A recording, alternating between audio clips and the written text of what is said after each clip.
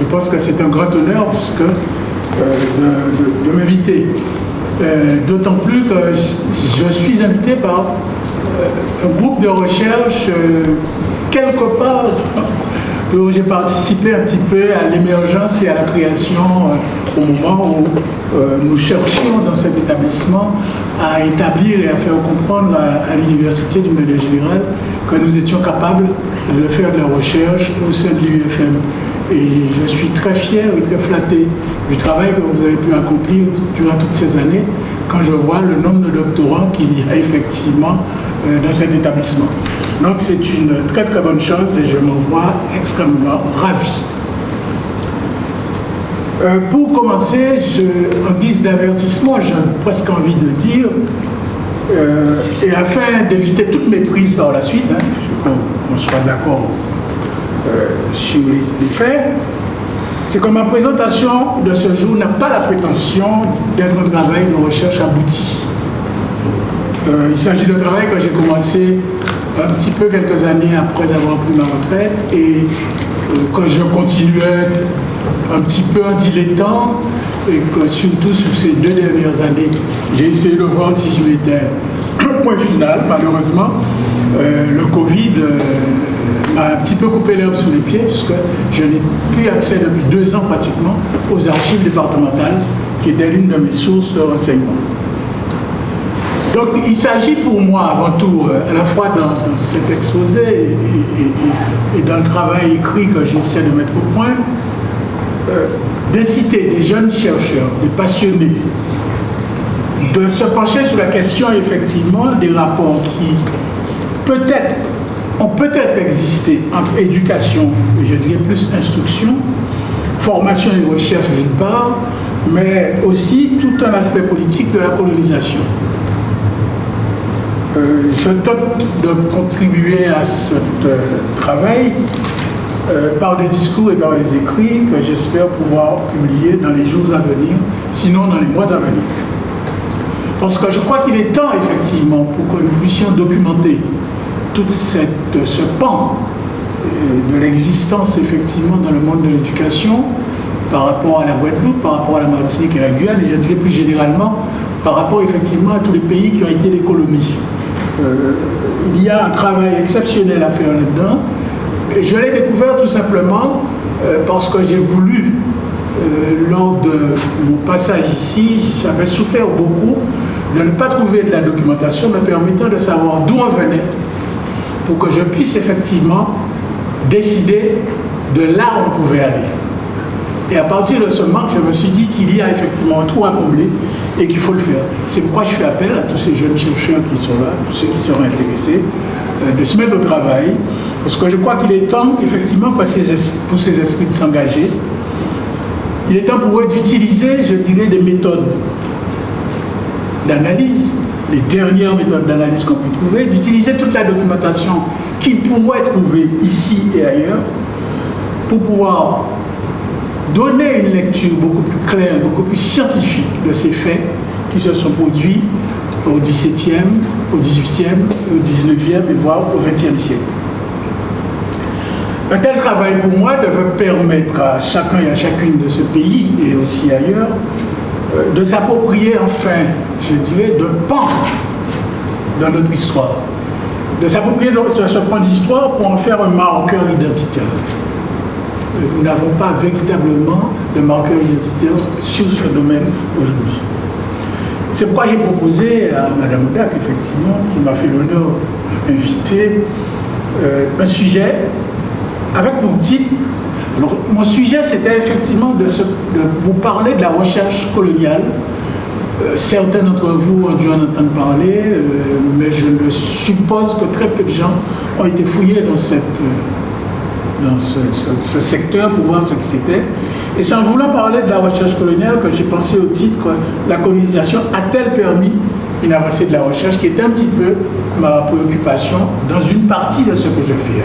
Ce que je fais, ce n'est pas uniquement ça, c'est vraiment l'histoire globale de l'instruction, de l'enseignement supérieur et de la recherche pour la Guadeloupe et la Martinique et la Guyane. Alors, je ne sais pas si j'ai été prétentieux en voulant vous présenter un tel sujet. Ce sera à vous de me dire dans une demi-heure à peu près, quand j'aurai terminé, si effectivement ça vaut le coup de continuer à réfléchir à de telles problématiques ou s'il faut que je me consacre beaucoup plus à planter des ignames et des patates et d'aller à la pêche de temps en temps. Alors dans le titre que j'ai proposé, il n'a pas été précisé qu'il s'agissait de recherche scientifique, mais c'était implicite. Je pense que tout le monde l'a compris en ce sens-là. Puisque le terme recherche, je l'entendrais ici comme l'action de chercher pour trouver quelque chose, pour dévoiler quelque chose, de cacher ou d'ignorer. D'ignorer du chercheur, bien sûr, de celui qui cherche, mais aussi d'ignorer de tout un public. Sinon, ça n'a pas d'intérêt. Ce qui est important, c'est d'associer le terme recherche, parce que je peux chercher ma clé ici et là, je peux chercher, je ne sais pas moi, un timbale, n'importe quoi. Mais quand vous dites parler de recherche scientifique, ça prend un sens différent. Ça prend un sens différent puisqu'on y ajoute ce terme scientifique, parce qu'en parlant de recherche scientifique, on s'éloigne de la doxa. Ce n'est pas le constat qu'on a à un moment, ou les constats qu'on pourrait avoir, qui me permet de monter une théorie, mais c'est parce que je vais, par une démonstration scientifique, et assez souvent une démonstration mathématique, au sens de l'usage de la logique, montrer que ce que j'ai observé, je peux l'expliquer clairement. Et je le dis, pour les naturalistes, ça semble être clair. On observe des animaux, on observe des trucs. Pour les sciences dures comme les mathématiques, on a l'impression que ça ne sert pas. Si, ça sert. Et c'est pas Blache qui veut me le dire. Vous faites une démonstration, vous observez un phénomène dans la démonstration et ça vous permet de découvrir autre chose, qui souvent n'est pas ce que vous cherchez. Souvent, on ne trouve pas ce qu'on cherche. On trouve autre chose parce que dans son raisonnement, dans tout le processus, effectivement, on va passer sur autre chose et on va trouver autre chose. C'est ça que je disais quand je dis que, en fait, nous savons bien effectivement qu'une théorie ne se bâtit pas à partir d'observations, aussi nombreuses que ces observations puissent être. Le fait de constater, par exemple, aujourd'hui que 3 milliards d'individus ont reçu une dose de vaccin et que 1,5 million ont développé des effets secondaires, ça ne me permet pas de bâtir une théorie pour dire que le vaccin est un poison. Par contre, ça me permet d'énoncer quelque chose du genre, à l'heure où nous parlons, il y a un risque évalué à 5% pour que celui qui reçoit le vaccin développe un effet secondaire. Donc, un bénéfice de 95% pour qu'il ne le développe pas. C'est ça, être scientifique. Et c'est ça peut-être qui nous a manqué ces derniers temps à propos du vaccin contre le Covid. Mais ça, ce sont des propos complètement à part. Je m'en excuse, mais il fallait que je le sorte de temps en temps. C'est important pour moi. Nous nous intéresserons donc à la science moderne.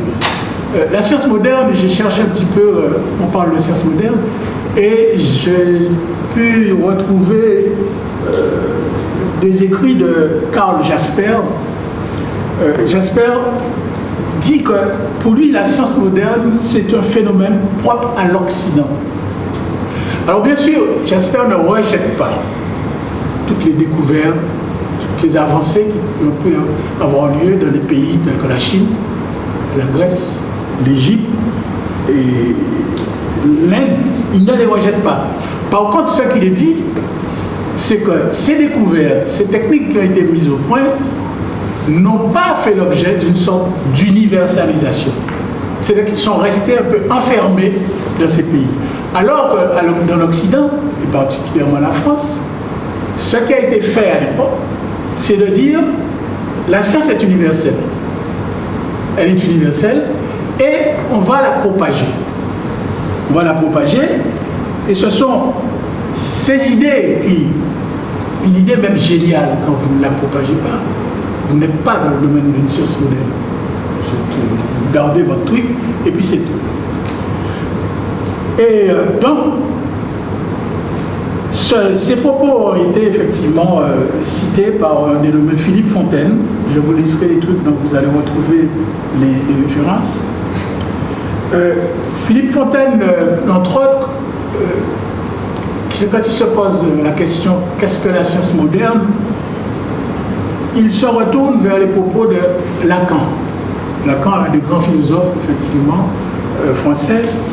Et Lacan disait « la science moderne ne résulte pas d'un progrès de l'observation, c'est pas parce qu'on observe mieux, elle consiste au contraire dans une prédominance de la raison sur la simple expérience. C'est la raison qui doit l'emporter et non pas l'expérience. Elle implique que l'on se détourne préalablement de la réalité empiriquement connue pour lui substituer des modèles idéaux mathématiques. On sort de l'observation et on raisonne et on bâtit des théories. Cette science moderne qui débute au XVIIe siècle serait donc en rupture totale avec les pratiques du Moyen-Âge et de la Renaissance, qui consistait beaucoup plus à décrire des objets, à décrire des phénomènes, que d'essayer de comprendre un petit peu comment ces objets ont pu émerger, comment ces phénomènes ont pu se produire. Toutefois, il faut quand même que j'avoue, s'il est faux qu'une théorie serait assujettie à l'observation au sens de ce qui est vu, il faut convenir que dans certains domaines l'observation est source d'interrogation. Elle attise la curiosité de l'observateur et interpelle la science, c'est-à-dire le savant, qui alors est sommé de fournir une explication rationnelle à ce qu'il en est de cette observation. L'observation est importante, mais nous sommes sommés de donner une explication rationnelle à cette observation. C'est ça qui est important, et je crois que c'est ça l'essence de la science moderne avant tout. Pendant longtemps, les gens se sont contentés de décrire les choses, ce qu'on trouve assez souvent dans les littératures très anciennes d'ailleurs. Alors, venons un petit peu plus proche de notre sujet, qui est un petit peu le rapport avec la colonisation. Il est vrai que dès que l'homme a pu se déplacer sur de longues distances, et ils ont pu rapporter beaucoup d'objets. Ils ont rapporté beaucoup d'objets inconnus, ils ont décrit des phénomènes qu'ils ont pu observer, qu'ils n'avaient jamais observés par le passé, et ça va développer une certaine curiosité des savants, qui effectivement se mettront à essayer d'expliquer pourquoi ces différences, ces objets. Vous avez une pomme, vous avez que des pommes qui mûrissent et qui sont rouges dans votre jardin, vous n'avez jamais été ailleurs, et un jour on vous amène une pomme, elle est verte. Ça attise la curiosité. Le problème, c'est pas de dire, bon, il y a des pommes vertes et des pommes rouges, c'est d'essayer pour le savant d'expliquer pourquoi il y a des pommes qui sont rouges et pourquoi l'autre m'a ramené est une pomme verte. Et ça, et avoir une démonstration scientifique rationnelle de cette œuvre. Donc les premiers voyageurs vont ramener certainement des objets, ils vont faire des récits de ce qu'ils ont vu. Ces récits seront plus ou moins précis, ça c'est vrai. Et ces écrits, ces objets constitueront alors des sujets d'étude pour les savants qui, eux, sont restés sur place. Il faut dire que les grands savants ont très peu voyagé. Souvent, ils sont restés sur place et ils attendaient qu'on leur emmène matière, effectivement, à pouvoir raisonner, à pouvoir travailler. À la fin du XVIe siècle, par exemple, c'est Montaigne qui disait que le voyage, comme en général on disait le voyage forme la jeunesse. Non, en fait, il disait que le voyage me semble un exercice profitable. L'âme y a continuellement excitation à remarquer les choses inconnues et nouvelles. Je ne sache point meilleure école à former la vie. Ça veut dire que vraiment, cette recherche d'aller ailleurs chercher autre chose pour se comparer à ce qui se passe ailleurs, ben, ça forme.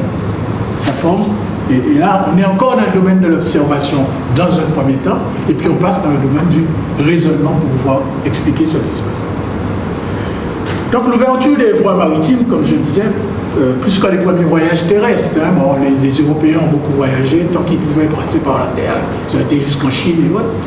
Mais quand effectivement les voyages, le transport maritime s'est développé, alors là, on a été sur d'autres continents.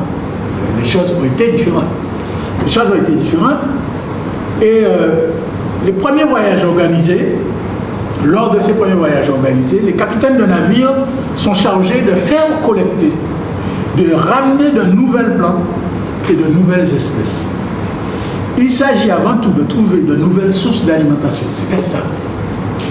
Aussi bizarre que ça paraisse, ce n'est pas la recherche qui les poussait à dire il faut ramener des choses, c'était on cherchait des nouvelles sources d'alimentation. Ah bon, c'est comme ça, effectivement, vous savez tout, qu'on a introduit la pomme de terre en Europe, qu'on a introduit la tomate en Europe, qu'on a introduit l'un des poisons actuels les plus violents qui paraissent, c'est le tabac. Le tabac n'était pas connu par ces peuples occidentaux avant effectivement les grands voyages en Amérique.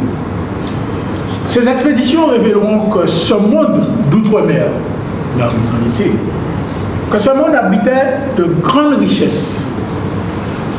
Et c'est cette richesse qui suscitera, à mon avis, deux choses. Il suscitera en fait des convoitises dans le domaine économique. On va aller rechercher des richesses, des plans, mais aussi dans le domaine de la connaissance.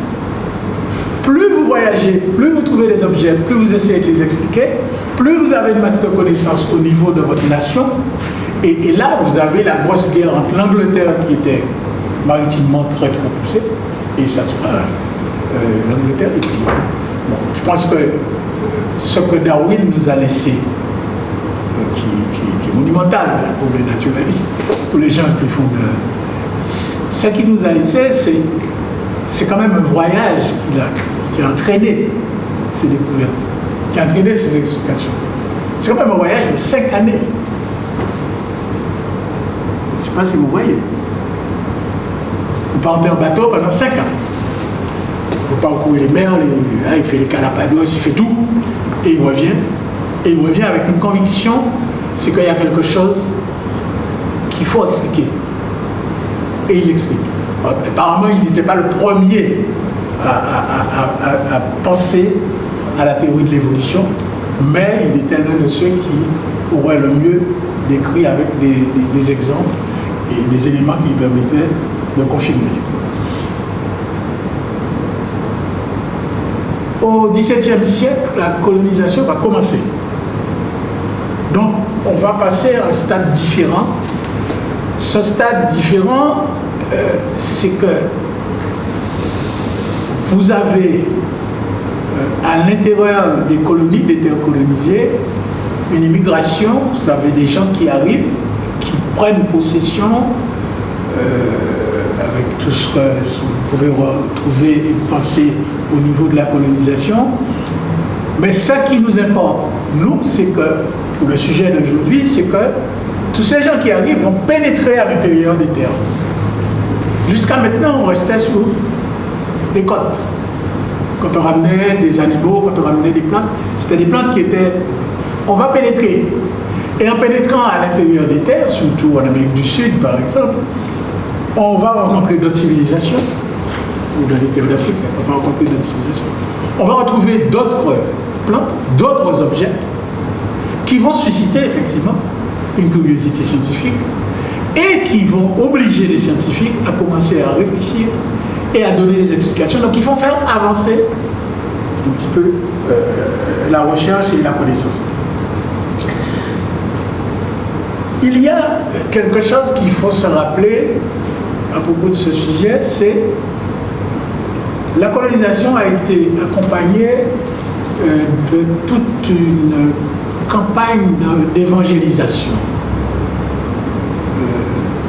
Quand on colonisait, si vous regardez un petit peu les arrêtés, les autorisations qui étaient données à des colons pour s'établir, on leur disait, entre autres, qu'il faut évangéliser les sauvages. Ce n'est pas le sujet aujourd'hui, mais on pourrait débattre de ce truc-là énormément. Il faut les évangéliser. Ce qu'il y a, c'est que ces missions d'évangélisation vont jouer un rôle très important dans le processus de la recherche et de l'accumulation de la connaissance. Parce qu'elles sont souvent l'occasion d'hommes d'église, bien sûr, mais d'hommes d'église extrêmement instruits. On peut signaler, par exemple, pour l'Amérique, les jésuites tels que Jacques Marquette, Joseph Lafitau. Joseph Lafitau va beaucoup décrire les mœurs des sauvages américains, comme il dit. Plus près de nous, aux Antilles, il y a le grand botaniste Charles Plumier va faire 2 séjours aux Antilles. Va faire 2 séjours. Mais il y a surtout les 2 dominicains, Jean-Baptiste Duterte et Jean-Baptiste Labarre.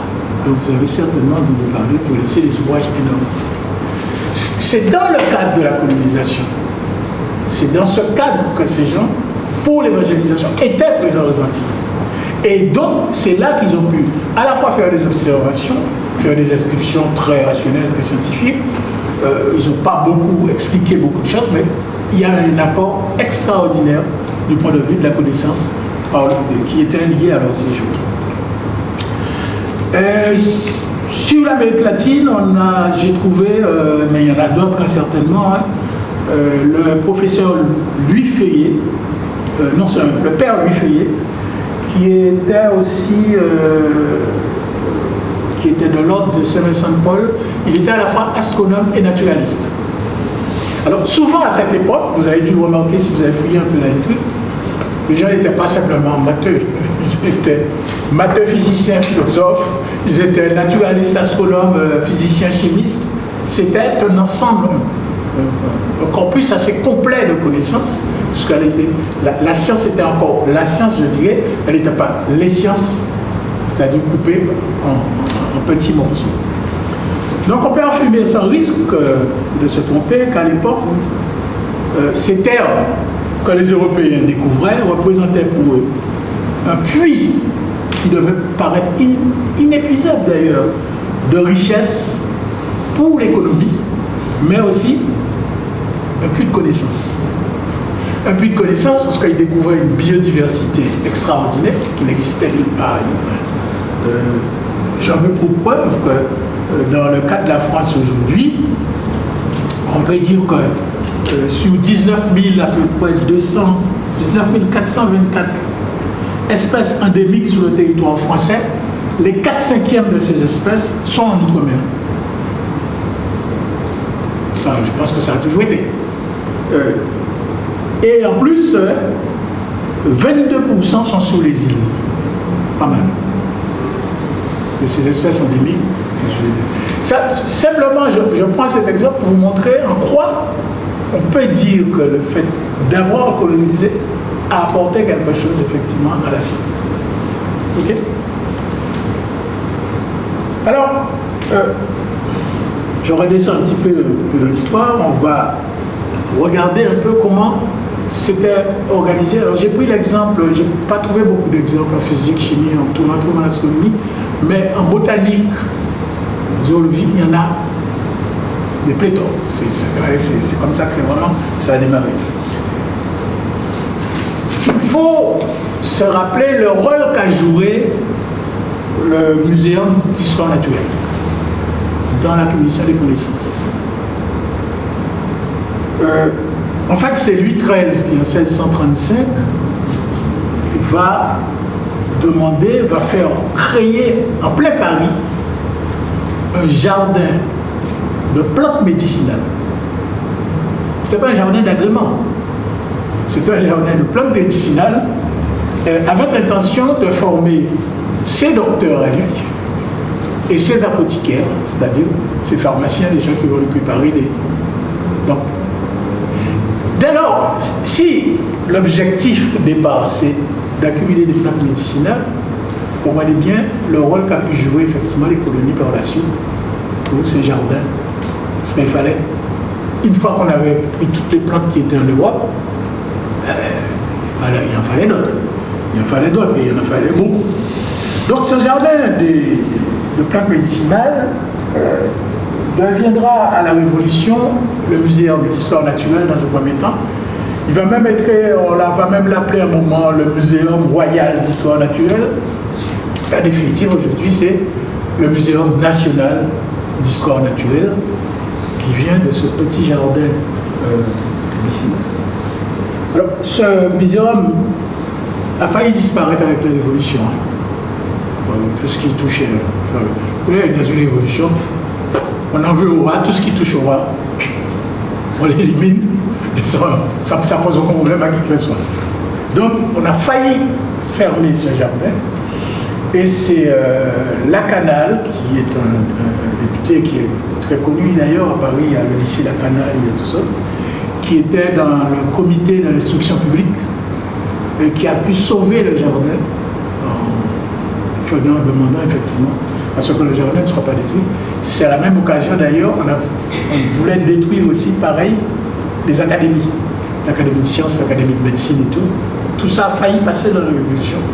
Et c'est grâce à l'intervention de Lacanal qui a pu convaincre un certain nombre de députés qu'il fallait éviter de le faire parce que la science, c'était quand même la science. Alors, dès sa création, le muséum va compter 12 chaires. À l'époque, on ne parlait pas de poste de maître de conférence, c'était des chaires de professeurs. Il y en avait en minéralogie, en chimie générale, en art chimique, c'est-à-dire en chimie appliquée. C'est la chimie devenait un art, c'est un art chimique. La botanique,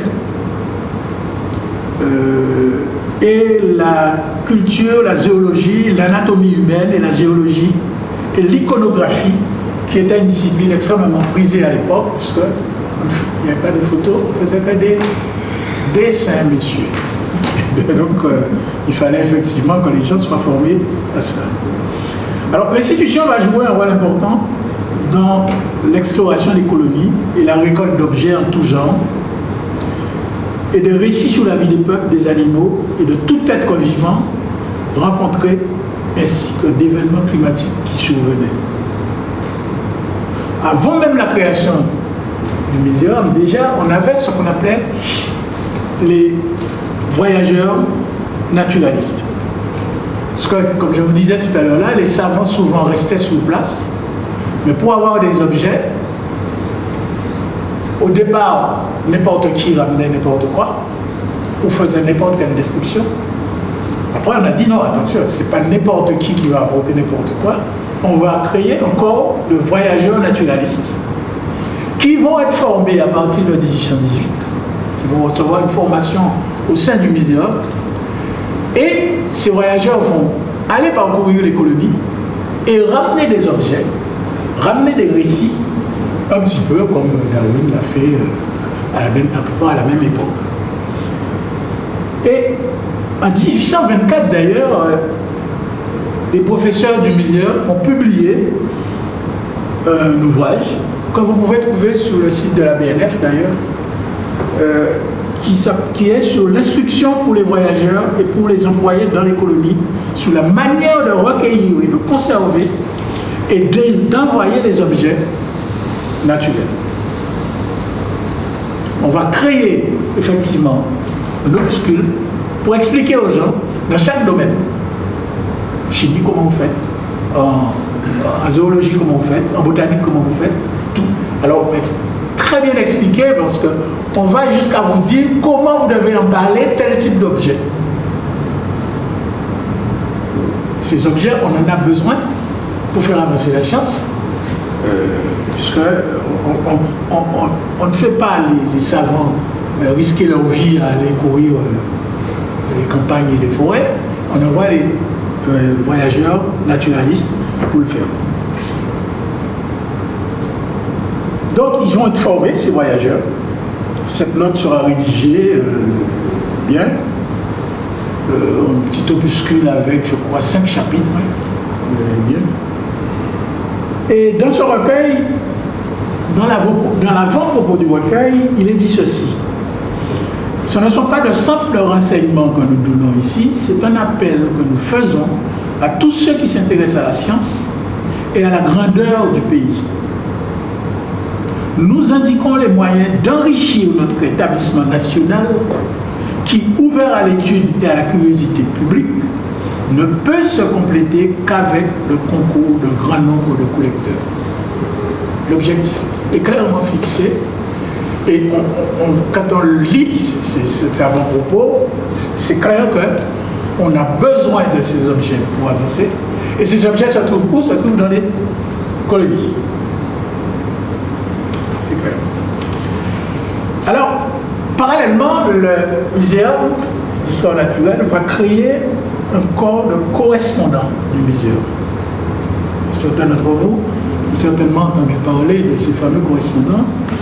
C'était des gens qui étaient sur place, qui avaient assez souvent une bonne formation scientifique et qui avaient pour mission un peu de repérer les objets qui, entre guillemets, insolites, c'est-à-dire des objets non encore étudiés éventuellement, et de les envoyer à Paris, au Muséum d'histoire naturelle. Parmi ceux-là, par exemple, en Guadeloupe, vous avez le docteur Louis-Daniel Beaupertuis, vous avez entendu parler du l'hôpital Beaupertuis, et qui sera missionné par le Muséum d'histoire naturelle et qui sera envoyé en Amérique du Sud comme chargé de mission. Et je crois qu'il a travaillé beaucoup à ce moment-là sur la fièvre jaune. Je crois qu'il est l'un de ceux qui ont travaillé sur la fièvre jaune. Et Beaupertuis, dans son signe un contrat, vous êtes voyageur, on vous envoie, vous signez un contrat. Et quand il y a un contrat, tenez-vous bien, Monsieur X ne conserve de droit sur aucun des objets provenant de son voyage et adressés ou rapportés par lui, quel que soit le nombre et la nature de ces échantillons. Mais dans le cas où le nombre des échantillons dépasserait celui que l'administration jugerait utile, soit pour les collections du muséum, soit pour les échanges, les échantillons jugés inutiles par le muséum seraient remis dans le courant de l'année de leur réception au fondé de pouvoir désigné à cet effet par le voyageur qui en donnerait un reçu désignant le nom et la nature des objets. C'est-à-dire qu'il y avait quand même une chasse à ces objets. Vous n'avez pas ramené des trucs et puis mettre chez vous dans votre cave. Non, non, non. Il n'est pas question, vous êtes missionné, vous ramenez tout, on prend tout, et si on en a trop, on vous donne plus ou moins un dépôt, le reste, mais vous n'utilisez pas comme vous voulez. L'apport des terres colonisées est donc incontestable, à mon avis. Mélanie Desmeles écrit dans un article à propos de ces échanges, justement, au cours du XVIIIe et du XIXe siècle, un réseau de transfert des connaissances et d'échanges se met en place entre l'ancien et le nouveau monde. En Nouvelle-France, la Nouvelle-France c'est le Canada. Le Canada, on l'appelait la Nouvelle-France. En Nouvelle-France, les scientifiques venus de la métropole investissent la nature canadienne et en tirent des connaissances et des spécimens qu'ils enverront aux botanistes en place au Jardin royal de plantes de Paris. Les recherches entreprises par les scientifiques en Nouvelle-France viennent augmenter les connaissances sur la faune et surtout la flore du nouveau continent, leur permettent d'entrer dans un réseau scientifique qui leur aurait été préalablement probablement fermé s'ils étaient demeurés en France, et apportent à leurs contemporains de l'autre côté de l'Atlantique les données à partir desquelles ils ajustent leur théorie et inventaire des flores étrangères. Extrêmement important pour faire avancer la recherche, tout cela.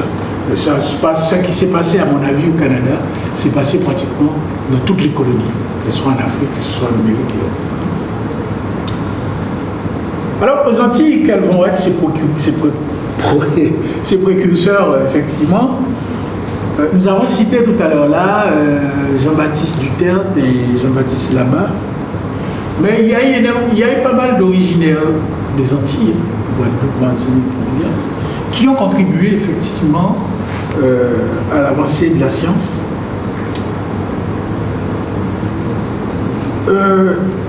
C'est, comment il s'appelle, Hervé Ferrière et Guillaume Salah-Thomas, en parlant de la Guadeloupe, signalent par exemple l'existence dès le début du 19e siècle d'une petite communauté savante dans l'île. Une petite communauté savante dans l'île. Une communauté dont les préoccupations s'inscrivent dans la démarche générale d'appropriation du monde par la colonisation, bien sûr, à la fois militaire, matérielle, commerciale et politique, mais aussi scientifique et technique. Alors, on peut citer quelques originaires. En Martinique, par exemple, comme l'a signalé une fois mon ami Félix Boudin, il y avait le docteur Étienne Rousse de la Viso, qui est un Martiniquais né à Saint-Pierre. Il a été maire de la ville, mais surtout il s'est fait connaître en métropole pour avoir écrit de nombreux textes à caractère scientifique, tant sur la médecine locale que sur les plantes et que sur le serpent à la Martinique aussi. Il y a eu aussi Jean-Baptiste Thibault de Chavalon, qui lui est né au Marin en Martinique, 1723 à 1788, qui est considéré comme un botaniste français de qualité et qui a fourni des relevés de température, d'heures de marée, tout un ensemble de considérations fort utiles pour la description de la nature, de la météorologie, et un ensemble de données qu'aujourd'hui on classerait dans le domaine de l'écologie, carrément. Okay. Pour la Guadeloupe, il y a quelques noms qui reviennent et qui sont plus ou moins des personnages plus ou moins connus, connus comme ça parce que c'était des grands personnages, mais dont même moi, quand j'ai découvert ça, je me suis rendu compte un petit peu du rôle que ces gens-là ont joué. Il y a Ferdinand Joseph Léominier, qui est né en 1802 à Bastère, le musée Léominier, vous connaissez, à Pointe-à-Pitre, je crois qu'on est en train de relever ce musée. Il était diplômé de la faculté de médecine de Paris et il s'intéressera à l'ornithologie.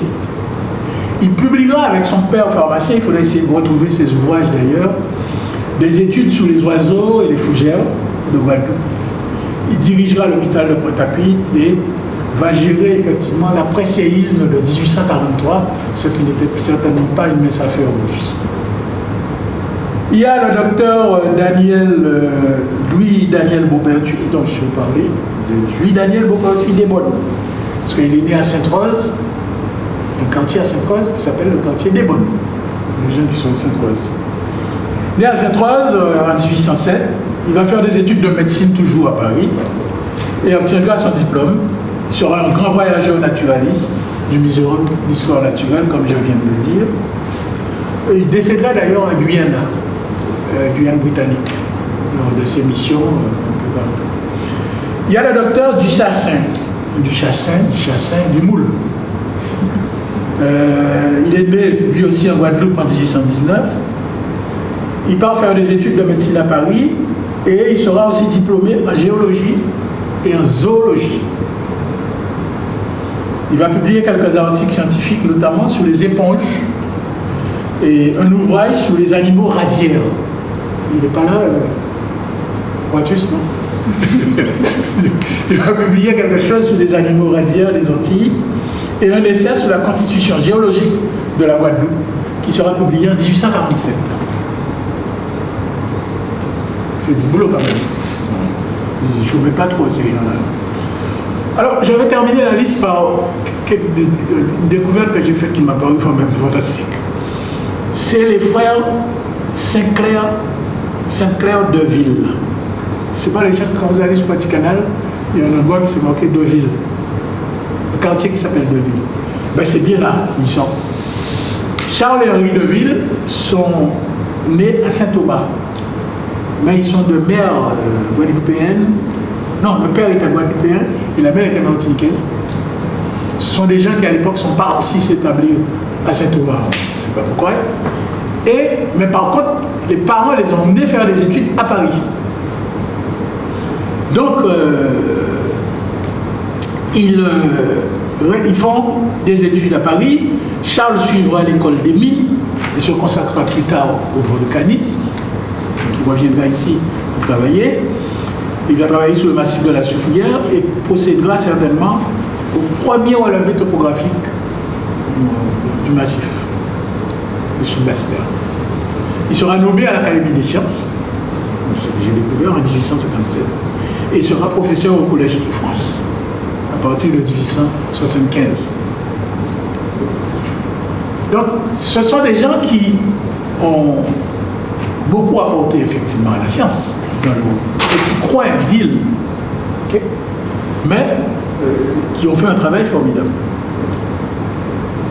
Je dirais que toutes ces colonies d'Amérique, effectivement, particulièrement, ont fourni à la recherche coloniale un grand nombre de savants. Et ce nombre de savants, il faudra peut-être qu'un jour on essaie de les répertorier tous. Je ne sais pas, ça va être un travail titanesque, mais on peut, à mon avis, le faire. Et en disant ça, il faut penser à ceux qui, avant nous, ont travaillé un petit peu sur ce domaine. Clifford Corner, qui a écrit un ouvrage sur l'invention populaire, il écrit la science coloniale a bénéficié des connaissances populaires ancestrales des autochtones et des esclaves, suivant le cas. Je le dis aujourd'hui, mais il y a d'autres qui, avant moi, dans d'autres domaines de la recherche, ont fait ce constat et l'ont affirmé. Alors j'ai parlé de recherche coloniale et c'est bien de ça qu'il faut parler, puisque c'est là qu'il y a un apport intéressant. Dans la deuxième moitié du 19e, la recherche sur tous ces objets qui venaient des colonies a été baptisée recherche coloniale. Alors c'est particulièrement durant cette période aussi que les Européens vont accentuer leur expansion coloniale. C'est au début du 19e, et plus à la fin d'ailleurs, que l'expansion coloniale va être accentuée, pour plusieurs raisons d'ailleurs. Il faut, je vous le dis parce que je l'ai découvert, l'Europe comptait à peu près 274 millions d'individus en 1850. Par rapport à aujourd'hui, c'est peu. Eh bien, en 1910, l'Europe comptera 450 millions d'habitants. Problème. Avec une telle progression, il faut nourrir tout ce monde. Et c'est là que, dans le cadre de l'expansion coloniale, que l'une des recherches qui sera le plus développée sera la recherche au niveau de l'agronomie. La problématique d'alimenter une population qui est sans cesse croissante va obliger les pays colonisateurs un petit peu à rechercher dans les colonies de quoi nourrir la population européenne. Or, qu'est-ce qui va se passer dans les premiers temps? Les colons qui arrivent, qui sont soit, entre parenthèses, des indésirables, on est en tête de la société européenne, on vous paye le voyage, allez, bon vent et ne revenez pas, soit des paysans qui, ruinés et ne voyant plus d'avenir, acceptaient de partir dans les colonies parce qu'on leur promettait des terres, une main-d'œuvre docile, facile, bon marché. Et un marché. Tout ce qu'ils produisaient, ils pouvaient le vendre. Donc, ils sont partis effectivement dans ces colonies et ont essayé d'appliquer leurs techniques culturelles. On plante comme on plantait chez nous. Et bien sûr, vous comprenez que ça n'a pas marché. Ça n'a pas marché. Et la problématique était alors de dire, eh bien, il faut tropicaliser, je dirais, Il faut tropicaliser les techniques et il faut faire quelque chose. Et à l'époque, dans la deuxième moitié du 19e siècle, qui est une phase, une période historique importante aussi pour ce que nous disons, parce que c'est aussi la période où se développe l'industrie. L'industrie connaît un développement, une expansion extraordinaire à cette période-là. Il apparaît en France ce qui s'appelle une association, un mouvement qui s'appelle l'Union commerciale, l'Union coloniale française. L'Union coloniale française, c'est un mouvement qui a été mis en route par un dénommé Chélet, je crois, C-H-A-I-L. Et lui, au sein du mouvement, il prône effectivement le développement d'une agriculture moderne dans les colonies. Or, ce développement d'une agriculture moderne dans les colonies passe par une recherche, d'abord une recherche en Europe, en France notamment, mais très vite ils comprennent qu'il faut aller faire une recherche in situ, c'est-à-dire dans les colonies même. Et c'est à ce moment-là que, face à cela, on va non seulement envoyer des colons, mais des universités ou des instituts vont commencer à envoyer des chercheurs sur place. Et dès lors que vous augmentez, l'expansion prend un développement extraordinaire, ça développe en parallèle toute une série de domaines de recherche coloniale.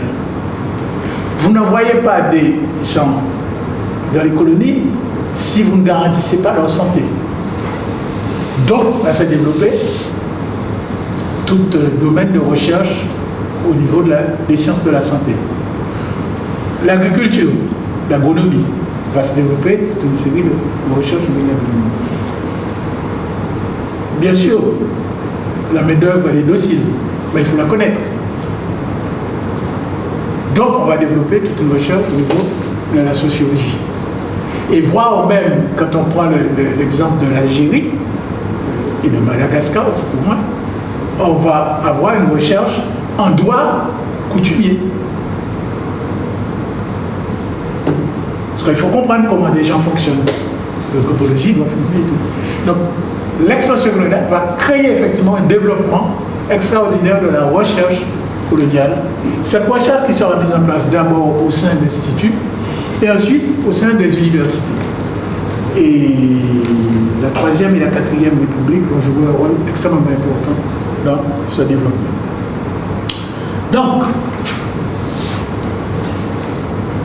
s'agissant de l'industrie, la problématique c'est le développement. L'industrie se modernise.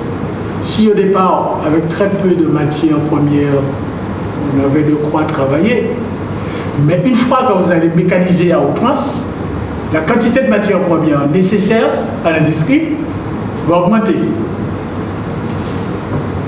Et l'Europe se trouve à un moment face à une situation, j'ai des techniques, j'ai les machines qu'il faut, mais je n'ai pas la matière première. Où on va chercher cette matière première? On va les chercher dans les colonies. Et comment les trouver dans les colonies? Eh bien, il faut développer la recherche géologique, pour les matières premières. Il faut développer la recherche biologique. Il faut bien étudier la faune pour voir qu'est-ce qu'on pourrait utiliser.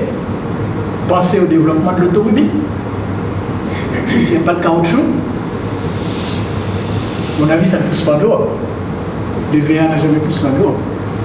Même en Guadeloupe, où on a fait des tentatives, ça n'a pas donné grand-chose. Mais pour vous dire comment, effectivement, les choses s'enclenchent, c'est que la partie recherche coloniale va se développer au fur et à mesure.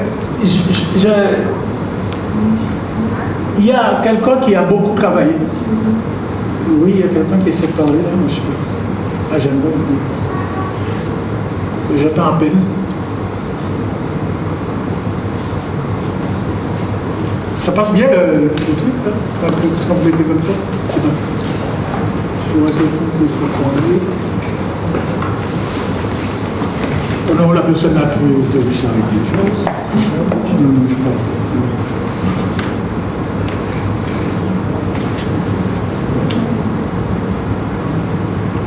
Non, ça va. Bon, ça va, je pense. J'ai entendu un petit allô. Bien. Alors,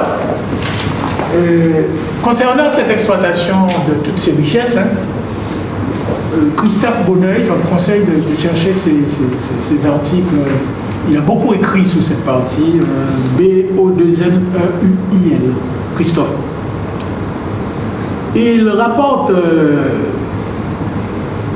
dans un article, il apporte ses propos d'un promoteur de la science coloniale qui disait « La science peut révéler les richesses insoupçonnées de notre empire et guider la mise en valeur rationnelle.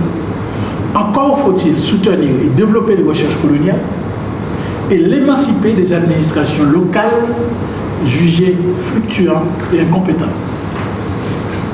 Il faut développer cette recherche, ça devient nécessaire, tout le monde le dit.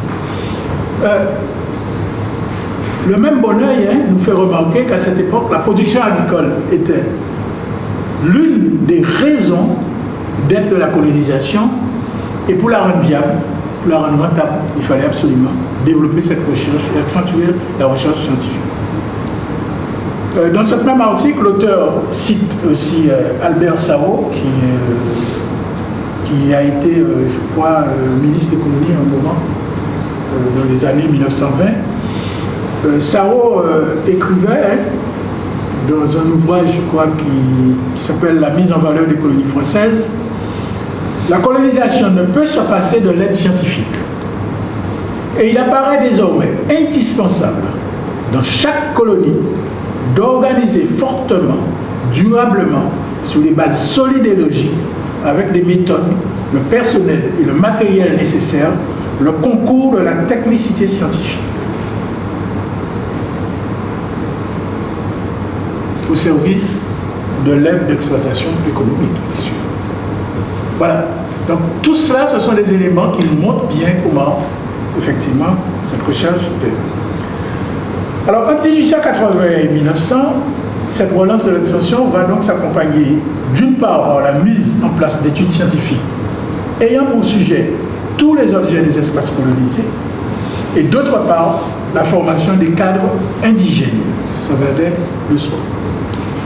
Dans le même temps, il se développera en France un enseignement supérieur colonial destiné à la formation des futurs cadres des colonies où seront enseignés les résultats de ces différentes recherches.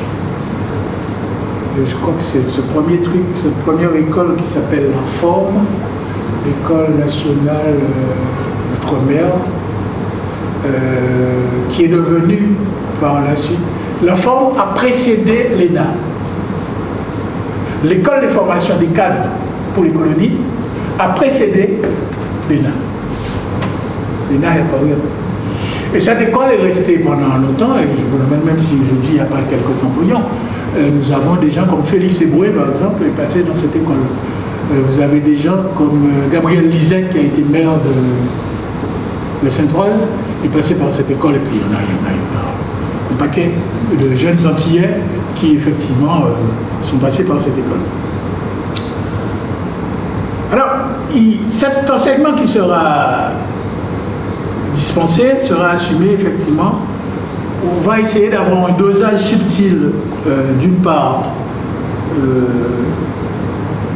On va faire jouer aux universités, si vous voulez, un rôle de recrutement des futurs colons et cadres administratifs des colonies, et d'autre part, un rôle d'encouragement à l'investissement et de développement de la recherche. Les universités vont jouer un rôle extrêmement important. Il n'y aura pas que les universités, d'ailleurs, parce qu'une fois que la recherche va se développer, on va voir apparaître en France, le premier, je crois que c'était au Havre, ce qu'ils appellent des instituts d'études coloniales.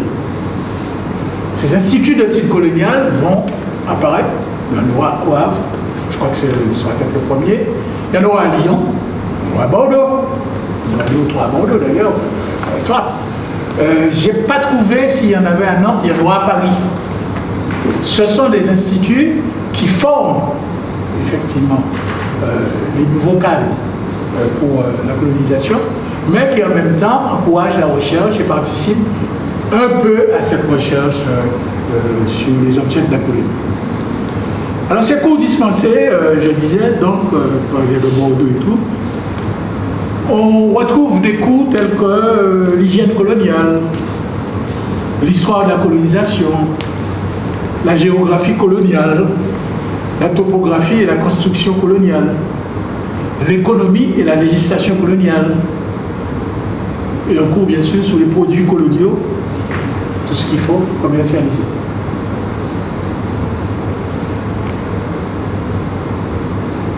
Dans un premier temps,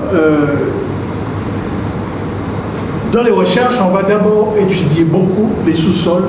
Ça va faire beaucoup de choses. On va beaucoup étudier les sous-sols des colonies. On va étudier la faune, comme je vous disais, la flore. En fait, on va étudier toutes les ressources qui sont exploitables. Mais ça fera l'objet de véritables recherches scientifiques. D'une part, pour assurer une exploitation rationnelle de ces ressources, okay? Mais d'autre part aussi, pour en trouver des usages couramment. Et puis, c'est beaucoup plus tard quand les chercheurs européens s'attaqueront à la sociologie. L'anthropologie en soi-même n'apparaît, je crois, que vers 1860, s'il y a des spécialistes dans le coup. Et l'histoire des peuples colonisés va faire l'objet aussi d'une recherche intense à ce moment-là. Alors, parmi les premières matérialisations de la recherche scientifique coloniale, en France notamment, il y aura l'installation des jardins coloniaux. Le premier jardin colonial sera celui de Nogent, sur Marne. Et celui de Nogent sur Marne va donner d'abord, après, naissance à toute l'école d'agronomie, très réputée d'ailleurs, et c'est là qu'on a formé énormément d'ingénieurs agronomes qui ont pu aller effectivement après dans les colonies. Et donc c'est les premiers. Alors, un des historiens effectivement de cette époque et de ces jardins de la Roche,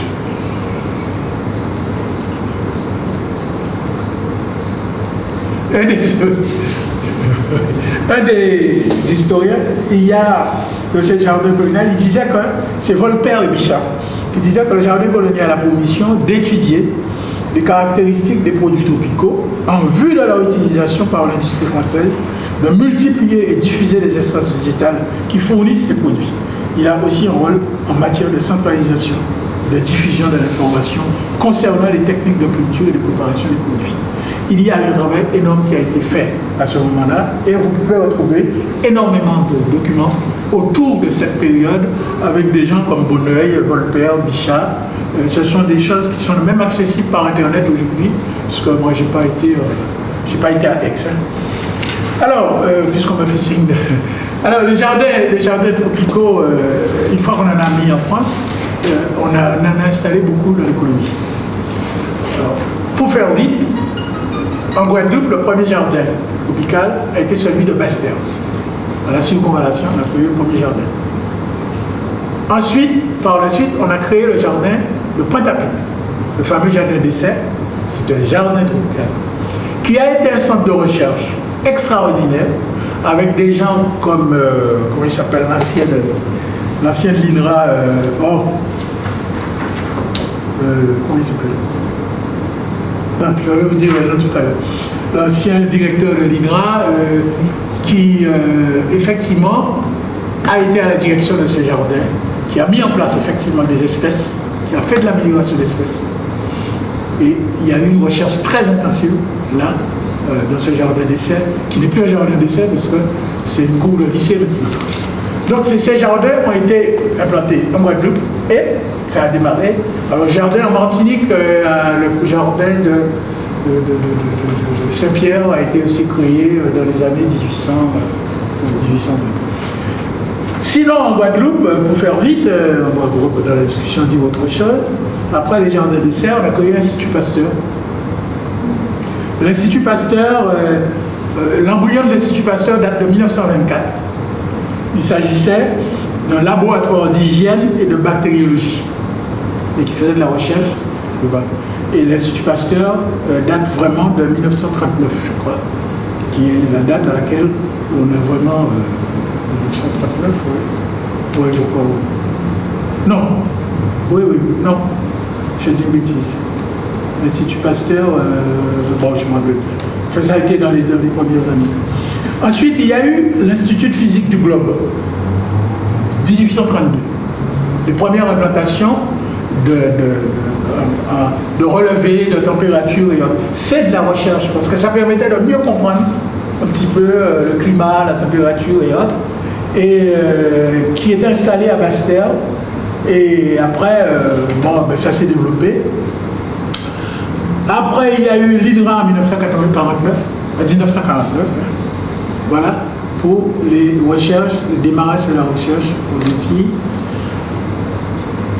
Et puis a apparu cette embryonne d'université qu'on appelait le Centre universitaire des Antilles-Guyane, où effectivement, je pourrais dire que le démarrage même des premières recherches, pour la marque même, la date de démarrage, c'était le 26-27 mars 1973, date à laquelle le premier président du CIAG, Jacques Adélaïde Merlon, avait convoqué la première réunion du conseil scientifique, qui était composé de quelques personnes, plus aucun, là, le dernier que vous êtes, non, vous n'avez même pas connu, moi j'en ai connu un seul, c'était Hassan Boville, qui est mort il n'y a pas très longtemps.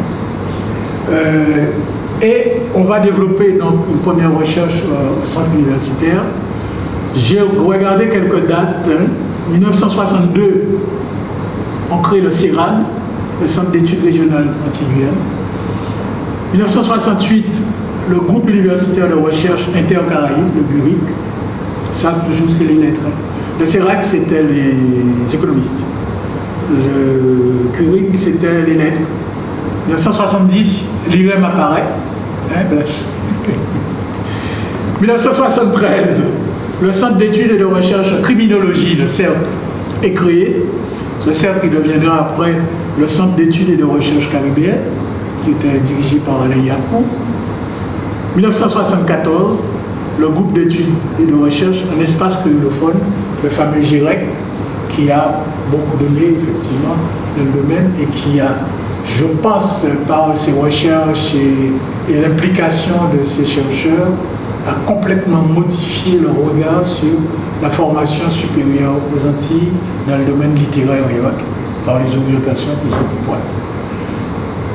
J'aurais beaucoup d'autres choses à dire, mais on m'a fait signe qu'il faut malheureusement qu'on arrête là. Donc je vous remercie de votre écoute.